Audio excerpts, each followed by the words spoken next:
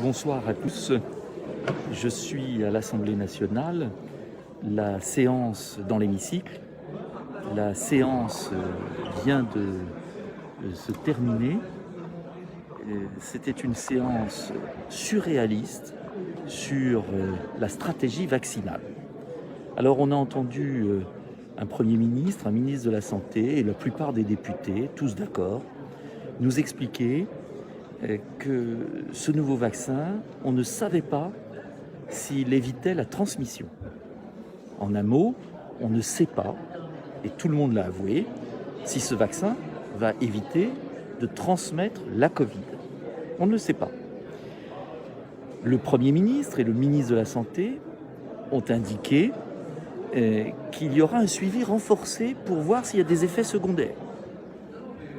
Et ils ont indiqué qu'il y aura une consultation médicale avant et après la vaccination.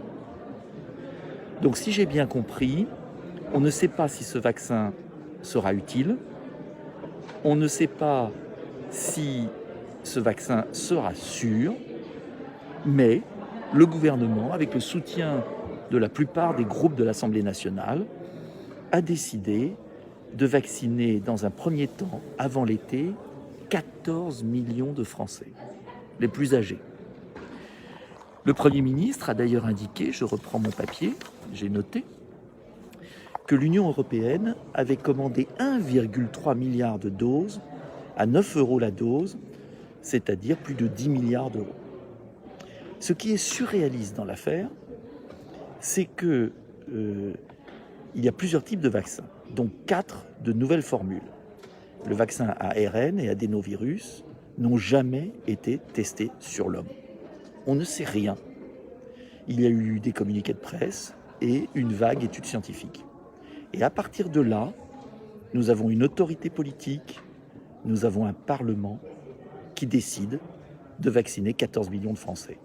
Pourquoi, comment, on ne sait pas. Alors qu'est-ce que je ferais moi ? Je dirais d'abord, il faut de la précaution. Je ne suis pas anti-vaccin par principe. Je dis juste qu'il faut plus de recul.